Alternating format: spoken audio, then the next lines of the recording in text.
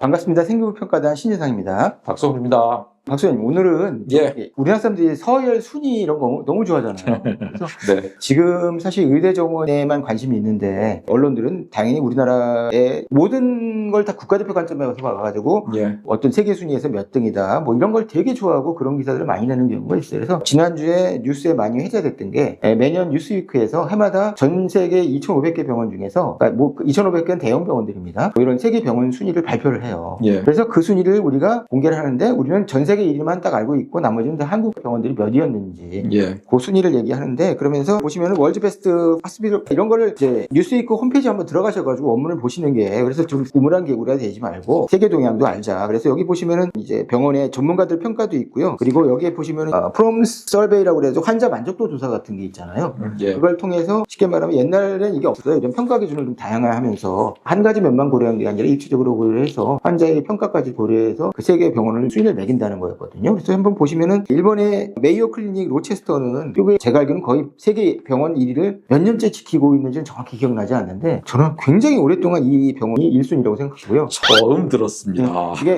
로체스터라는 도시가 볼티모어라는 큰 도시 있잖아요. 그 바로 옆에 있는 소도시인데요. 이 도시는 딱 세 가지만 있대요. 비행장, 그리고 거대 호텔, 전 세계의 부호들 있죠. 특히 아랍의 부호들 와가지고 검진받고 병원에서 수술 받고 이러는 곳이에요. 그러니까 세계에서 제일 좋은 병원이고, 그리고 이건희 회장이 폐암 초기 발견해가지고 폐암 수술을 했을 때 곳이 삼성구 병원이 아니고 여기 메이오 클리닉 가서 했었어요. 그렇군요. 그러니까 여기 가서 치료받고 왔다는 사람이 한국에 있다면요, 그 사람은 이제 만약 표심이 재벌리터가 되는 거죠. 그래서 제가 이 메이오 클리닉 거기 해당 페이지 들어가지고 견적을 좀 에스티메이션 해준 게 있더라고요. 그래서 미국은 의료가 비싼 나라라고 하잖아요. 그래서 제가 거기 가서 외래로 한번 메이오 클리닉의 의대 교수를 한번 이제 진료를 받아보자 하고 보니까 52만 원 정도가 나오더라고요. 한번 만나는데. 우리는 종합병원이 22,000원이잖아요. 그러니까 우리나라 병원은 정말 가성비가 좋다는 건 분명한 것 같아요. 그리고 암 수술을 받으려고 한번 해봤어요. 그러니까 2억 6천만 원 정도, 최저암 수술은 정도 나오더라고요. 그러니까 미국은 최고의 병원들이 미국에 많이 있는 건 사실인데 역시 모든 게 돈이긴 한 거예요. 그러면 예를 들어서 어떤 환자가 약을 처방받는다. 우리 약값도 다 국가에서 거의 3분의 1을 정부에서 많이 싸잖아요. 그래서 약가로 만약에 가장 흔한 병이 당뇨라는 병을 앓고 있고 인슐린 치료를 받는다고 가정해서 제가 견적을 보니까 1년에 약값만 자기 부담이 2천만 원이 넘더라고요. 그러니까 이런 나라예요. 이런 나라니까 1위부터, 그러니까 쉽게 말하면 의사들이 1년에 그 미국이 한 전체 국가 예산 중에 20% 가까이 18%를 의료비를 쓴다는 얘기예요. 그 얘기는 미국이 가장 전문직 중에서도 의사가 돈을 많이 번다는 얘기도 되거든요. 다 의사 인건비로 가는 거죠. 그 인건비 격차가 하늘과 땅 차이인 거예요. 우리처럼 모든 게 고정된 나라가 아니니까. 그리고 2위도 클리븐드 클리브, 그리고 4위가 존스 호킨스. 뭐 의대로 치면 여기가 진짜 그저 여기만 알아요. 존스 호킨즈만 압니다. 그리고 카롤린스카가 바로 이제 스웨덴에 이제 노벨상 주는 곳이고요. 생리학에. 그 다음에 6위의 매사추세츠 제너럴 호스피털이, 이게 우리가 알고 있는 하버드 의대는 있는데 미국은 의대가 대부분 의전원이잖아요. 그러니까 바로 수련을 하잖아요. 그러니까 하버드 의대는 병원이 없고요. 부속 병원이 없고 하버드 수련병원이 있는 거예요. 거기가 가지고 수련을 하는, 이 병원에서 수련을 하는 거니까 여기서 하버드 의대 학생들이 린턴도 나오고 리전트 나오는 거예요. 사실상 그냥 하버드 부속 병원 같은 느낌인 건가요? 그러면? 그렇죠.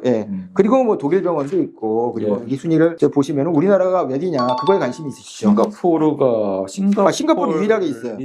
제일 아시아권에서는 제일 높네요. 뭐 이스라엘도 아시아일까요? 이스라엘은 아니죠. 그쵸, 유럽에 속한다고 봐야겠죠. 하여튼 싱가포르 이 유일하게 아시아인 그룹이고 저거고, 그 다음에 이제 UCLA 병원이 로널드 레이건 대통령의 이름을 땄고, 여기는 그 의대 의전원 이름은 UCLA 데이비드 게펜이라고 이제 미국의 유명한 음반 제작회사 게펜 레코드를 설립한 그 사람이 돈을 댔기 때문에 대학 이름을 그쪽 해서 쓴 거예요. 그러니까 미국은 그렇게 말하면 이제 만약에 내가 서울대인데 예를 들어가지고 이재용 회장이 큰 돈을 개척해서 뭘 만들었어. 그러면 서울대 앞에 서울 이재용 대학 뭐 이런 식으로 만든다는 얘기죠. 그리고 우리 순위가 궁금하잖아요. 우리가 옛날에는 22위까지 갔었는데 지금 25위죠. 아산병원이. 그렇죠? 네, 그런데 우리가 아산병원을 울산대병원으로 착각하고 있는 건데 그냥 울산대병원이 수련병원인 거예요. 부속병원은 아닌 거예요. 그렇죠? 두 개 관계. 근데 재밌는 게 여기에 대학 얘기를 하자면 울산대 의대를 여러분들이 지명하실 때 불과 3년 전까지는 대학교 딱 1학년만 보내고 그냥 5년 통째로 서울 아산병원에 와서 공부를 했었거든요. 그러니까 너희는 아산대지 울산대가 아니야.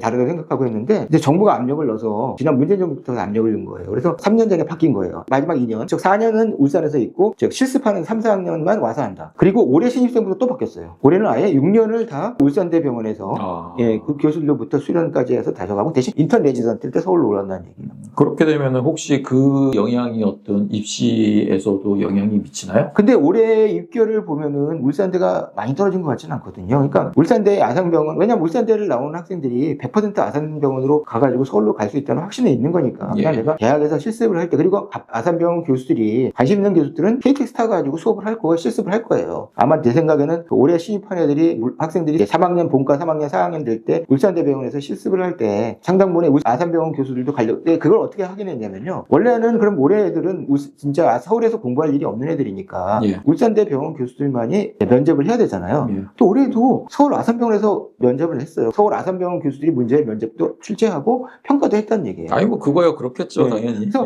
뭔가 계속해서 끈을 유지하려고 하는 그런 특징이 있는 것 같아요. 그리고 우리나라 병원에 32가, 그러니까 둘이 차이가 별로 안 나요. 5위로 줄었어요. 작년에 34였는데 삼성 메디컬 센터. 삼성병원은 사실상 아시겠지만 교수들은 대부분 서울의대에서 데려갔잖아요. 서울의대 교수가 아마 서울의대 다음으로 많은 출신들이 많은 병원이고, 여기는 삼성 서울병원이 성균관대 병원의 일종의 그것도 수련병원인 거예요. 그러니까 부속병원은 아니고요. 원래 삼성이 아마 수원에 하나 병원을 만든다고 약속했는데 그게 계속 지키지 않는 것 같아요. 일단은 이 친구들은 본과 2학년까지는 그 성대 캠퍼스에서 뭐 해부학수로까지는 듣는 거예요. 그 다음에 3학년 때 병원을 돌아야 되잖아요. 그래서 그 병원을 돌 때 삼성 서울병원으로 오는 거죠. 아무래도 이 병원들이 그 순위에 있고, 그 다음에 그럼 우리나라에서 최고 인재들이 모이는 서울대병원은 몇인가 보니까 여기 있죠. 42위. 요 순위. 그 다음에 서울대병원 다음은 연대병원이니까 연대병원이 좀 내려가서 보면은 46위. 연대병원이 세브란스 병원이 높으네요. 그렇죠? 그 다음에 하나가 저걸 거예요. 서울대 분당병원. 서울대 분당병원도 68위네요. 서울대 학생들 중에 일부가 거기 가서 한 2달 정도인가요? 3학년, 4학년 중에서 분당에서 공부를 합니다. 그렇게 되고 이제 그렇게 6개가 있는 건가요? 87위가 강남 세브란스고요. 강남 세브란스니까 연대병원이 2개가 있고 서울대병원이 2개가 있네요. 그러니까 우리나라에서 제일 좋은, 그러니까 병원 숫자가 많은 의대가 내가 대학을 나와가지고 그 대학에서 레지던트까지 밟을 확률이 높아지는 거잖아요. 그러니까 이제 카톨릭대가 사실은 여기 성모병원이 조금 순위가 좀 낮은 게, 여기 우리가 상식적으로 카톨릭대는 서울대, 연대 다음 수준인데 서울대보다 좋다는 게 103등. 그렇죠. 아마 대입 커트라인으로 보면 상대가 안 되는데 뭐 다른 기준에서 있었는지 여기 보시면 103등이고 108등인데 보니까 강남 성모병원은 이걸 하지 않는다는 뜻이에요. 환자 서베이를 통해서 환자 만족도를 통해서 고객 만족도를 하지 않아서 생각보다 순위가 좀 내려간 게 아닌가 이런 생각이 들어요. 서울대도 없는 것 같은데요. 보니까. 그러니까 약간 이런 걸 하는 대학이 3개짜리가 보니까 이 평가가 아주 좋다는 뜻이래요. 인하대병원. 그러니까 인하대병원은 있죠. 139등에 139등. 그래도 뭐 있을 만한 병원들은 다 있어요. 근데 대부분 다 서울 수도권 병원이니까 우리나라는 병원 접근성이 되게 높은 거죠. 그래서 병원들이 많은, 카톨릭 성모병원은 병원이 많아서 그만큼 그 레지던트 할 때 유리한 거예요. 그래서 한양대병원 같은데 중앙대병원은 병원 숫자가 적잖아요.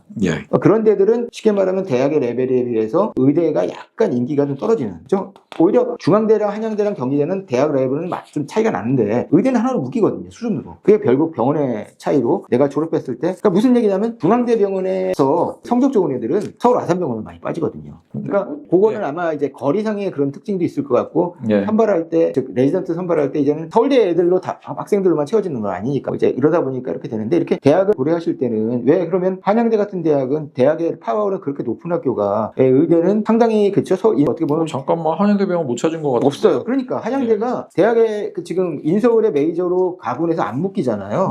그리고 나군으로 내려갔잖아요. 군을 올해부터 바꿔서. 그러면 자신의 상대자는 경희대, 중앙대 이하여대라는 얘기잖아요. 그렇죠? 그 얘기는 병원이 적기 때문인 거예요. 중앙대도 사실은 병원 숫자가 많지 않잖아요. 그러니까 그런 대학들은 대학교는 레벨은 높은데 의대는 쉽게 말하면 그걸까지 내가 그 학교를 의대를 나와서 그 학교의 인턴 레지던트까지 다 할 수 있느냐, 그 가능성도 여러분이 의대를 지망하실 때 그게 이미 반영되고 있는 거죠. 그럼요. 그래서 그 커트라인이 결정되는 거죠. 그리고 마지막으로 말씀을 드리자면 여기 영국 병원이, 여기 보시면 제가 영국이 미국과 함께 자본주의를 만든다라고 그 유명한 영어를 만든다라고 해서 세계에서 사실 제일 위대했던 영토상으로 가장 넓었던 그런 나라잖아요. 어떻게 보면 지금의 미국을 만든 나라니까. 근데 영국 병원이 순위가 그러니까 상대적으로 영국 병원들이 적은 이유가 예. 영국은 이제 완전히 공영화됐잖아요. 예, 예. 그래서 뭐냐면은 영국은 이런 말이 있어요. 그러니까 의사들이 다 공무원들이거든요. 예. 그리고 영국은 내가 병원을 지정할 수가 없어요. 그냥 NHS에서 지정을 해주는 거예요. 너 이놈 병원에 가라. 거기는 병원만 공공성, 완전히 공산주의 시스템인 거예요. 그러니까 모든 게 자본주의예요. 네. 그러니까 생명은 영국 왕부터 모든 국민이 죽음 앞에서 평등하게 한 거죠. 그러다 보니 비효율성이 높아져서 제가 이제 책에서 읽은 얘기인데 심장마비에 걸렸어. 그리고 앰뷸런스가 이제 도착하는 속도 면에서 심지어 1시간이 걸린다나? 그게 무슨 얘기지? 그러니까 그냥 뭐냐면 그냥 공무원 마인드로 모든 의사나 관련된 저거 하는 거예요. 미국에서는 예를 들어가지고 전화 통화를 해서 이 사람이 그러면 예를 들어서 담보금을 얼마든지 낼 수 있느냐를 즉석에서 해서 이 사람의 재정자 액수를 보여주면요. 그냥 수가인로 가가지고 병원으로 모실 거예요. 그게 아니면 한자라면은 심지어 일단은 응급 상황에서 모아놓고 중간에 그냥 뭐죠? 뭘 이동수단, 말씀하시지? 들것 같은 거 이런 거. 그 들거 이름이 뭐죠? 어쨌든 예. 아유 그걸 버린대요. 예. 그러니까 뭐냐면 여기서 손절하고 그죠? 그 시간에 다른 돈 있는 환자에. 그러니까 이런 것 같아요. 지금 우리나라 의료의 문제는 우리는 미국도 아니고 영국도 아니에요. 미국은 쉽게 말하면 모든 게 지가 부르는 값이고 만약에 메이오 클리닉 정도 되면은 그냥 그래 한 번만 할 때면 50만 원 쓰고 한 몇 억짜리 수술 받고 살려줘. 우리는 중성자선 치료보다 더 강력한 양자빔 치료로 마음을 안게 해줄 수 있어. 돈만 내 이런 시스템이거든요. 예. 영국은 그냥 그때 이 노동당 정부가 했던 요람에서 복지까지 해서 그러니까 무상 의료로 쉽게 말하면 죽음 앞에서 영국 왕이도 모두가 평등하게 더 대신 돈이 없어서 죽진 않게 국가가 해주겠다고 해서 하는 나라의 차이가 완전히 이건 미국 병원 중심이잖아요. 이 차트는. 예. 그래서 병원 순위가 이게 지나치게 미국 병원 중심이라는 이 주장도 있는데 우리나라 시스템은 잘 보시면 아시겠지만 우리는 미국도 아니고 영국도 아니에요. 딱 중간이에요. 우리는 이제 국민들 정서도 반반일 거예요. 우리는 그렇지만 돈이 없는 사람한테는 그쵸? 확실히 영국 병원이 난 거고요. 돈 많은 사람은 미국이 좋겠죠. 근데 이 길 중에서 우리가 지금 의대 교수나 우리나라 의사분들이 책을 쓰면서 지적하는 건 그거예요. 우리는 이제 한계가 왔다. 우리는 결국 이제 환자 받을 수 있는 돈이 한계돼 있으니까 정부가 규제를 하니까 쉽게 말하면 그걸 숫자를 줄여가지고 1시간 동안에 볼 사람 숫자를 마치 3분으로 쪼개서 3분 의료를 통해서 대신 1시간에 20명씩 보고 뭐 안과 같은 데는 유명한 교수가 1시간에 100명 보는 경우도 있거든요. 이렇게 해가지고 수지타산을 맞추고 그리고 장례식을 우리는 문화가 있으니까 예. 미국 대학은 장례식장 이런 게 없지 않습니까? 그래서 그렇게 해서 하고 있는 이 모순의 이것이 한계가 왔다고 하는 지속 가능한 의료가 가능하지 않다는 얘기죠. 그래서 일본은 얘기하는 우리가 미국식 갈지 아니면 영국식으로 갈지 우리 국민이 결정해야 된다. 우리 다음 정부에서 뭔가를 좀 뭐 이렇게 어려운 일이겠지만 중지를 모아서 진짜 어려울걸요. 예, 좀 왜냐 잘 했으면 좋겠긴 합니다. 어느 누구도 죽고 싶지 않지만 지금도 건강보험료가 적지 않은데 여기서 건강보험료를 올리자 아무도 못할 얘기예요. 진짜 이게 고행의 박물관이에요. 근데 여하튼간 여러분이 이제 의사를 지망하시고 의대를 희망하실 때 우리는 미국도 아니고 영국도 아닌 한국식 모델로 왔는데 왜냐면 세상에 꼭 뭐 미국 모델만 있고 영국 모델만 있는 거 아니잖아요. 그래서 그 와중 속에서 그런 고민들을 한번 해보시는 것도 의대를 가시는 학생들이 특히 상위권 의대는 약간 인문학적 사유나 사회학적 관심들을 줘야 하잖아요. 그래서 저는 이런 차트를 보시면서 그러니까 뭐가 미치는 이런 게 궁금하신 게 아니고 보시면은 이게 효율성과 공공성이라는 것을 우리가 사실 둘 다 추구해야 되지만 그것이 양립은 쉽지 않구나. 그런 것들에 대해서 아마 현재 의대 교수들이 느끼는 문제점들도 그리고 현재 의료계라는 그리고 국민들도 더 이상 피할 수 없는 그런 순간이 오겠구나 정도 생각하시면 좋을 것 같아요. 또 박사님 하신 말씀은? 글쎄요, 이건 너무 전문적인 얘기고 사실 돈 얘기이기 때문에 학생들 입장에서 그냥 좀 접근을 하게 되면 뭔가 근거가 빈약하고 주장만 난무하는 그러니까 뭔가 내가 바람직하다고 생각하는 결론을 내놓고 이제 그거를 주장만 하게 될 것 같다는 생각은 들어요. 근데 이런 것이야말로 정말 면밀하게 과학적으로 계산을 통해 가지고 어떤 방향성을 잡아 나가야 하지 않을까라는 생각은 듭니다. 그냥 늘 뭐 매사에 어떤 우리나라에서 정책이 결정되는 과정들을 보면은 늘 주장이 앞서고 근거는 빈약하고 일단 한번 해봤다가 흐지부지 되고 이런 것들을 많이 봐서 좀 과학적인 어떤 논의 과정을 거쳐가지고 뭔가 결정이 됐으면 하는 생각은 듭니다. 제가 한 가지 딱 첨언 하나 하자면 제가 MMR 하면서 실제 후기로 제한테 들었던 얘기예요. 실제 면접 때 그 얘기를 한 거예요. 이제 제역의 고등학생인데 거기에 공공병원 유명한 것을 국회의원이고 지금은 이제 시장이죠. 그 당시에는 도지사분이 강제로 문을 닫게 했잖아요.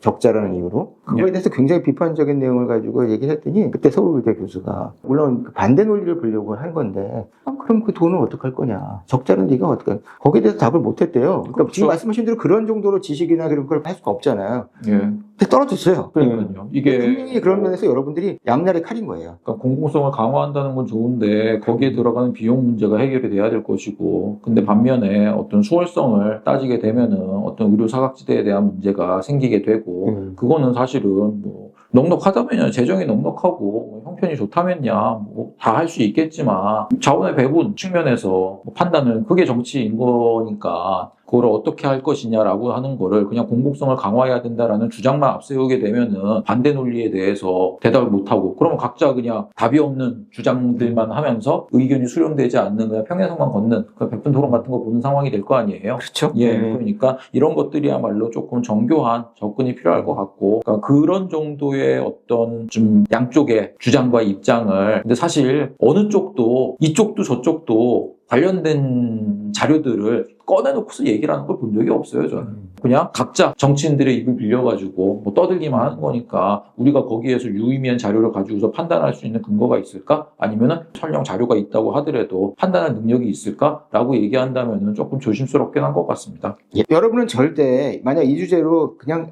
이상적의 입장에서 의료 공공성을 강조하신다면은 여러분이 그거에 대한 반론에 대해서 뒷받침할 수 있는 정도로 여러분이 지식이 없는 한 상당히 위험할 수 있으니까 딱 지금 정도로 이게 약간 어떻게 보면 그러니까 평소 박 선생님답지 않게 좀 약간 중립적인 그죠? 예. 그런 시각. 아니 저는 뭐 공공성을 강화해야 된다는 거에 대해서는 저는 거기에 동의를 하고 그러기 위해서 단지 서울에 산다는 이유로 의료 접근성이 좋고 서울이 아닌 곳에 산다고 해서 똑같은 생명인데 더 어떤 응급적인 상황에서 그쵸, 더 많이 죽어나가는 상황이 벌어진다라는 거는 그거는 좀 받아들이기 어려워요. 그래서 우선적인 자원 배분이 돼야 된다고 생각을 하고 그리고 그로 인해서 어떤 소외되는 그런 영역들이 있겠죠. 어떤 뭐 연구 개발이 될 수도 있고 아니면 다른 어떤 SOC가 될 수도 있고 그런 부분에 있어서는 좀 약간 감내를 해야 된다. 생명에 대한 어떤 우선시는 다른 어떤 경제적인 성장이라든지 이런 것보다 좀 더 중요하다고 생각을 하는 입장이기 때문에 저는 그렇게 생각을 하기는 해요. 그런데 그걸 이제 그냥 그런 생각을 가지고 있다는 것과 그래서 재원을 빼가지고 공공의료에 투자를 할 거야라고까지 얘기하는 거는 전혀 다른 차원의 문제라는 거죠. 그래서 그런 것들에 대해서 조금은 더 양면적인 것에 대해서 좀 더 숙고하는 그런 노력은 필요한 것 같습니다. 예, 이상으로 마치겠습니다.